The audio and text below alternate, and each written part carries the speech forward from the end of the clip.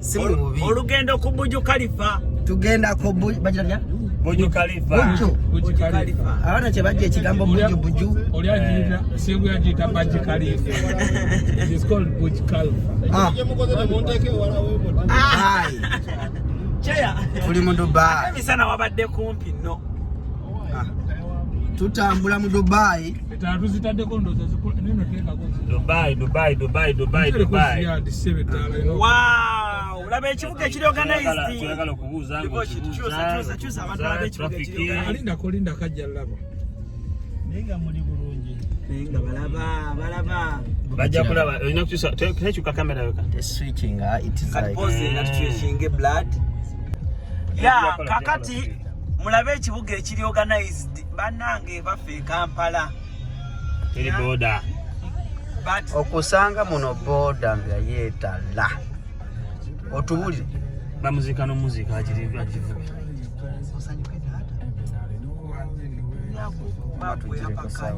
Wamasako. Okay, ekibuga kiri eno kyaka okusanga ng'oyisa mu boda. Temuli ne boda toyinza giraba. Kwe Maria's Gallery yiri. Awo kire na kasero wano kire na kasero wansa. Mutasa kafero kwa eriko muzikiti awo mutasa. Mutasa kafero. Iri wali mwansi. Ya sija bakola ebibuga bannange. Sudia Migaldem. Yeah. But I think bino na mukalnet yagadde embirabe. Oyo mukuru ate ekyuma twatambulidde mu kino ekirimu empewo ennyogovu. Kibalage ekyuma.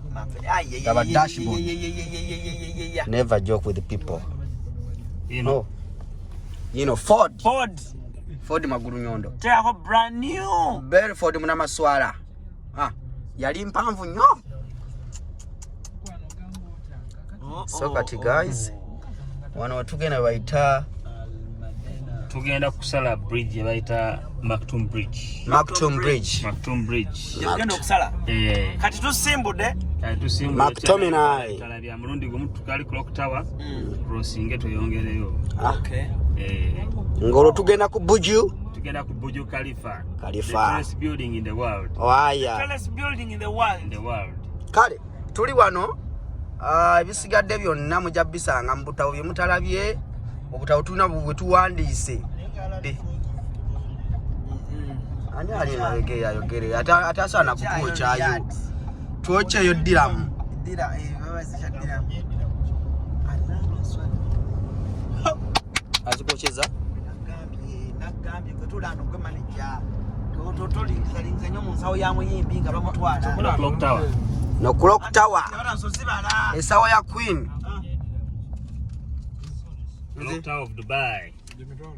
Nze tonjocheza obansi nikire muri amanyo. Njo chanjo chakuwa sina budde balanso ekateke katuma mukunkwasa nja abantu bazirabe bazirabe tekanze zino za divorce zibalira batya dira mu 10 ayi kali chakabiri man ye mitwalo 10 eje Uganda nzina naye baba olupapula lumu newo batazikuteeko mu kamera ojazibanja nkumanyire liso lyo kanudde mpulira ntanso kweralikirira siri mugumu chikumi kyange kiriwa dira mu 10 simu bubi omutima gubadde gunkubira nnyo mbeera nebasengugumuka koka nembuza watu academy kye kyantuseeko ebibuga by'abasajja laba fountain for bantu balage fountain eyo KPC ya Kalla Kampala road ya Kalla tefuade tuziyadde litemu omwana avuze emotoka tuli eno tujoga Buju Khalifa. Buju Khalifa. Wano. Ngabasako. Mas. Ngatunaba. Bakuba dance. Tuolekedde gye bayita Buju Bridge. Maktoum Bridge. The toll gate. Ngabo gira baliko express. Yatana bakutandika ko simu yatana tena sasuza nabagambi bagira balinda ko ndero nga mugumikiriza namugambi agira alinda yeah Maktoum Bridge kyekiganyi Abu Dhabi abagenda Abu Dhabi bayita wansi ita agulwa okay Kati ya straight nga towese. Nga towese otuka Budabi. Otuka? Tuka bulungi. Yonna tujja kugenda yo. Ffe tulina emyaka 3. Tereza gonde wangu ndabirwamu awo wennyini awo. Otwagala. Awo. Banango kibalaze bulungi mbwagwe. Tereza bulungi. Aha, bongere. We ekyo singo manye ekyo. Awo abasinge bakuwalanira awo. Tidigo shinga akwata kamera. Yagala kuleta ntono mba YouTube asebo. Aya bengudo. Look at the goods. Engudo mzirabye. Tole ko kye Uganda. Wano wayise. Sijinja road. Kapeka. Kapeka. Tuliye na motoka watu ochaddira mu 10 bigoli eyo otunyigira. Mwana zimba ndira mu 10 zekirina baba. Wena kamba bakawetamu bakati. Uncle Michael. Chali kitya? Kiri bulungi ku embassy tewali buzibu. Tukutenkata twolekera wansi gye bayita downtown. Ojuka downtown in Uganda, obeera ogenze eri wansi mu Owino. Eno downtown weno kye kibuga ekibeera nga abantu akatundu akasingamu abagagga. Kati wali maaso awo kali akayaka ennyo bakayita ka Burj Khalifa. Keeko Kizimbe akasinga obuwanvu mu nsi yonna essaawa eno. Abaliyo simu. Ate nga balina ke bazimba akalala akagenda okubeera times 2 ako. Bakazimba wali wansi. Akwata sobola kulaba kati budde bwa kiro. Naye bakenda kuba kali times 2 ako. So kagenda kuba nga kanesinga ku Dubai Mall. Byebyo. Wano tuse bayita batya. One to Sheikh Zayed Road. Sheikh Zayed Road. The founder of UAE. Naf Al-Rajia Investments. Come on, look in the mirror. Avuga taxi ze. Baina wa bantu be Dubai bavuga bulungi bali mulimu avuga nga abeka wembe. Tuba checking a mirror. Mwana muvuzi aviyeddera ava wa Kiseko oyo. Mwana wa Kiseko. Wa Kiseko yennyini. Laba ekibuga Zimbe ezo si damage ziri awo. Bana zino si wallpaper, si mu bubi. Zino si wallpaper, bizimbe. This is not a wallpaper, man. Uli akati tuyite eno wansi bwe wawooma.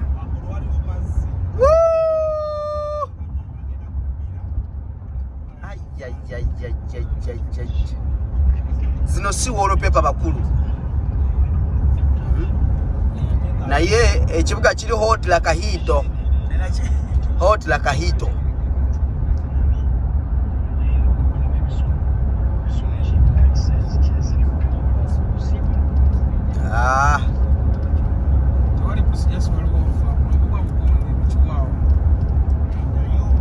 Tuli kati tuli ne Uncle Michael is taking us a night ride. Venga tutambula mu kibuga kino ekya Dubai. Kirambuleko. Tuli mu kutambula kiro tulimirwemu. Abantu bonna bali mu bagambe nti wow, kasente kaze katuse si mu bubi. Naawe osobola okutukweteekamu nojja. Oshegera. Nojja n'olambula. Si byangu. Ate no bwo parking bubi emotoka bagiteeka kabanga ti bagitwala. So kati tuna parking. Gamu yeterere. Jamu mungi ono baba wa Jinja Road. Nalongo uye mabege yali mukakarabya mirimu lwakuba tetwagala mu. Nalongo aliri mabege. Banene Dubai Mall, make sure you guys are be there in time. Okay. Yes. We got no time to waste. Hey. Njagala fukako ku Burj Khalifa. Byafaayo mbimenye. Byafaayo ko bimenye ddala. Woo! This is the toilet. Kati kambalage ku Burj Khalifa simu bisagala mu nyingire. Nsinze nirese bana. Yiyo mapera house. It is the tallest and the tallest. Kako. wa Uganda esasula meko baterako flaga simanyi kama tusasule ani na yini Burj Khalifa ani na yini Burj Khalifa Dubai government kwanje likiria yiyo Burj Khalifa sina checho toka zanyiza nokuchukira bagenda okunzika naye gwe Burj Khalifa Burj Khalifa ena nakukyusa amazika gange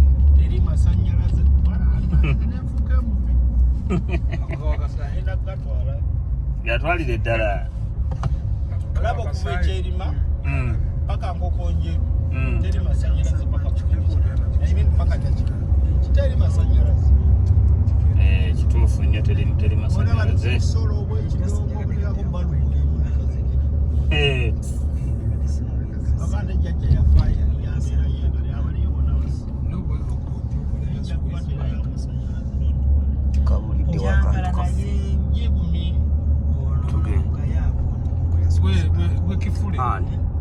Kifule ani mpulira okuwayiriza okulya mabegaawo yagala squeeze baako olwaliro nga tonna ve mumpe kompyuta nze kasiibakwe buli kimu kyenjagala okozesa software kina Photoshop Adobe Premiere Pro 18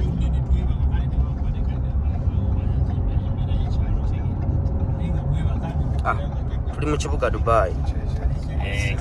Dubai eddala okitegedde tugenda kati ku Dubai Mall DXB Dubai Airport this is the Dubai Mall Dubai Mall esinga obunene Dubai Mall omukulu Dubai Mall ekola etya Dubai Mall esinga obunene oyinza n'okuyingiramu ne bakwaka motoka kakuvuge omutesitesi wa sinema omulabye kimukani Dubai Mall za bei ngeno gye tulimu oziraba ezo eziri awo zaba shek okupakingawo buli sawa yaddira mu 10 olu valet parking 10 kabeera kakadde mu za Uganda topakinga awo nga tonywera ogiraba Rolls Royce bamanyi Rolls Royce zenyimpi yiyo mpanvu si mu bubi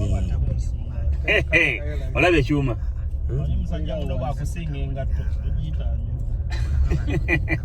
olaba 34 motoka zonna ezo digit numbers ezo ziba zaba shek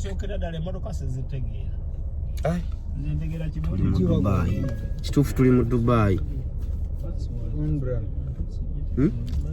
notundwa ya Bobby ya Bobby yakabingi mu Uganda ya Bobby wali motoka nkadde mwaka mukadde ni 2012 nenda bolera bya bufuzi mu motoka ya emmotoka zonna zezimu kati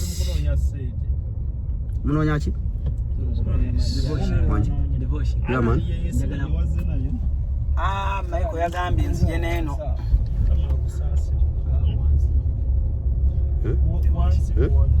gende okay esaawa eno abatula kusebutra omukulu ali eno weddanzibako sho naye nze nange ndi wano mu Dubai ndiwasi tuli eno mu Dubai Mall alina abaana bakola okuzannya buli kimu ngoze Dubai wasaawo buli kimu kiri wano so Uganda andowooza tulamu ekiki bakwata kuli zanya Burj Khalifa tebagiwunzikamu kukola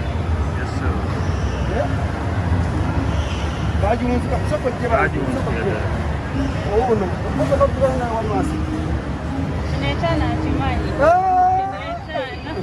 ogamba otya oli bulungi embeera nungi Oyina ne maze n'enkusanga. osanze oba muli butya Wambadde bifaanana mu mpese. okola mulimu ki wano Mu mpese. okola mulimu ki wano eno Kansooke nzije mu uniform nkomewo eddakiika yangu soka kitega amaanyi g'abantu getugamba sebuswaka kirina okubeerako kyekimu tugenda kukulambuza Dubai tuli wano tuli wansi wano mu Dubai Mall notuso no Dubai Mall wetuli naye okoti ebipale twabireese n'ebigatto wansi byonna twabireese tukalira musooka erina okukola kiki sabusipaibinga ono kimu kale olukundo lungi wano wetuli tugenda kugwa ekigo nze mbabuulira Wayi jangu eno abantu bakulabe abantu bagambe tuli eno bajja tuli wano ku Burj Khalifa near Dubai Mall tuli wano kula wali games ez'enjawulo tusanze Bannayuganda ab'enjawulo era nga abamu ku bo bayitibwa Calnet Global Services eri wanino wonna tuli wano kiriya nga walaba kusaatu wanino beekwateko beeyune tukijja tambula bulungi kati bino bampadde ngenda kuzanya mu game bayita si mu bubi naye nga kyekyo ekiriwo mu ggwanga embeera simbi jangu mukulu babuzeeko amanya gaffe taata amanya gange bakuta waswa taata mukulu waswa Grace yegwe waswa mukulu waswa naye nga ndi wano mu Dubai Mall tugezaako okutambuza obulamu Kalambo okyapira mu Dubai Mall emirimu gyange bajja kutambuza abaana mu Calnet kwegamba nti lwaki kino ono Burj Khalifa bamukolamu ddamu ne bamuwuzika kyekyo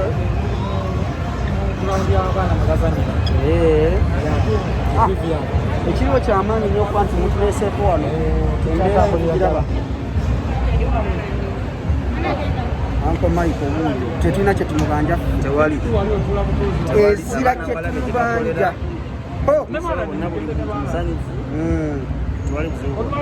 ekitegeera ekiri eno omukulu wamutadde mu kisebo ebiri eno ndowooza